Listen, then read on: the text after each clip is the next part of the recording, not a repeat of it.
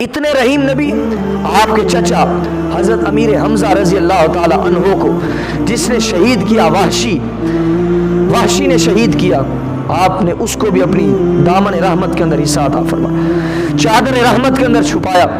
اور ہندا جو بعد کے اندر اسلام لے آئی، جس نے آپ کے چچا حضرت امیر حمزہ کا کلیجہ نکال کر چبایا تھا، آپ نے اس کو بھی اپنی دامن رحمت کے اندر حصہ عطا فرمایا۔ وہ حبار بن اسود جس نے آپ صلی اللہ علیہ وآلہ وسلم کی شہزادی حضرت زینب رضی اللہ تعالی عنہا کو نیزہ مار کر اونٹ سے گرایا تھا، اور آپ اس وقت حمل کے ساتھ تھے، گرنے کی وجہ سے حمل ساکت ہو گیا، اور اسی درد کی شدت کی وجہ سے آپ کا انتقال پرملال ہو جاتا ہے۔ مگر آپ کی بارگاہ کے اندر جب وہ حبار بن اسود آتا ہے، آپ اس کو بھی اپنی دامن رحمت کے اندر چھپا لیتے۔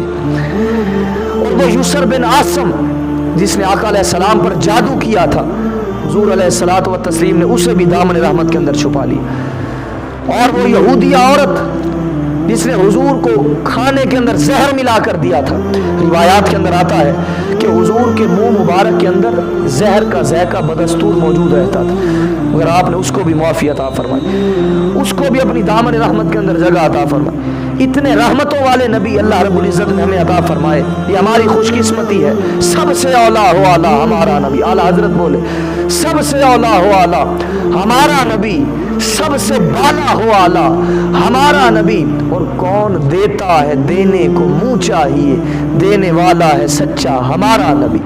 اور جن کی 2 بوند ہے کوثر و سلسبیل، جن کی 2 بوند ہے کوثر و سلسبیل، ہے وہ رحمت کا دریا ہمارا نبی۔ سب سے اولا ہو اعلیٰ ہمارا نبی، سب سے بالا ہو اعلیٰ ہمارا نبی۔ تو تاریخ کی یہ روایت بھی آپ نہیں بھول سکتے، جب مکہ فتح ہوا، مسلمان شان و شوکت کے ساتھ، عظمت کے ساتھ، شوکت و سطوت کے ساتھ جب مکہ شریف جا رہے تھے، اس وقت کفار کانپ رہے تھے، لرز رہے تھے، کانپ رہے تھے۔ پتہ نہیں آج ہمارے ساتھ مسلمان کیسا سلوک کرتے، آج پتہ نہیں ہمارا کیا حال ہوتا ہے، کیا ہمارا حشر نشر ہوتا ہے۔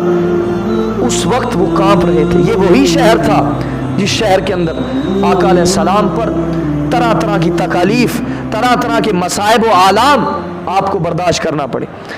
سرکار دو عالم صلی اللہ علیہ وآلہ وسلم کو اسی شہر کے اندر آپ کے بدن مبارک پر اوجری ڈالی گئی، اسی شہر مبارک کے اندر آپ کے جسم اطہر پر کوڑا پھینکا گیا۔ یہ وہی شہر تھا جہاں پر آپ کو ہجرت کرنے پر مجبور کر دیا گیا۔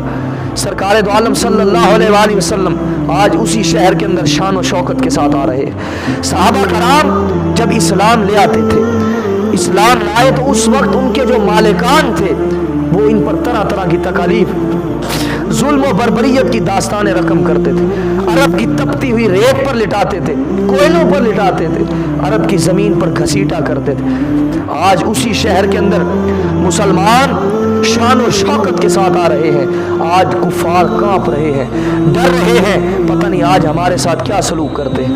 آج مسلمانوں کے نبی پتہ نہیں ہمارے ساتھ کیا سلوک کرتے ہیں، کیا حکم صادر فرماتے ہیں۔ مگر اللہ کے نبی رحمت عالم صلی اللہ علیہ وآلہ وسلم نے ارشاد فرمایا، من دخل دار ابی سفیان فهو آمن ومن ارچ الصراحہ فهو آمن ومن اغلق بابہ فهو آمن۔ اور لا تثریب علیکم اليوم کے ذریعے عام معافی کا اعلان فرما دیا، چند کفار کے علاوہ تمام کفار کے لیے معافی کا اعلان فرما دیا۔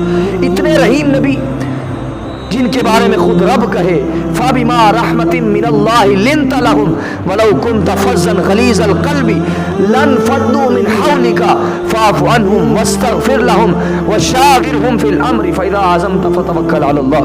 پھر فرمایا لَقَدْ جَاءَكُمْ رَسُولٌ مِّنْ أَنفُسِكُمْ عَزِيزٌ عَلَيْهِ مَا عَنِتُّمْ حَرِيصٌ عَلَيْكُمْ بِالْمُؤْمِنِينَ رَءُوفٌ رَحِيمٌ۔ پھر فرمایا وَمَا أَرْسَلْنَاكَ إِلَّا رَحْمَةً لِّلْعَالَمِينَ۔ حضور اپنوں کے لیے بھی رحمت تھے، غیروں کے لیے بھی رحمت تھے۔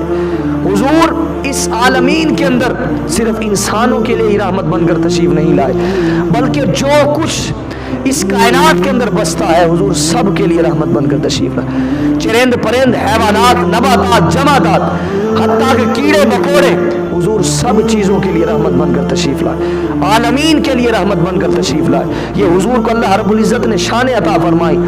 और मुज़फ़्फ़र वारसी रहमतुल्लाह अलैह बोले, कहा जहाँ भी हो वहीं से दो सदा सरकार सुनते हैं, जहाँ भी हो वहीं से दो सदा सरकार सुनते हैं, सरे आईना सुनते हैं, पसे दीवार सुनते हैं। और मैं सदके जाऊं उनकी रहमतल लिल आलमीनी के, मैं सदके जाऊं उनकी रहमतल लिल आलमीनी के, पुकारो चाहो जितनी बार वो हर बार सुनते हैं।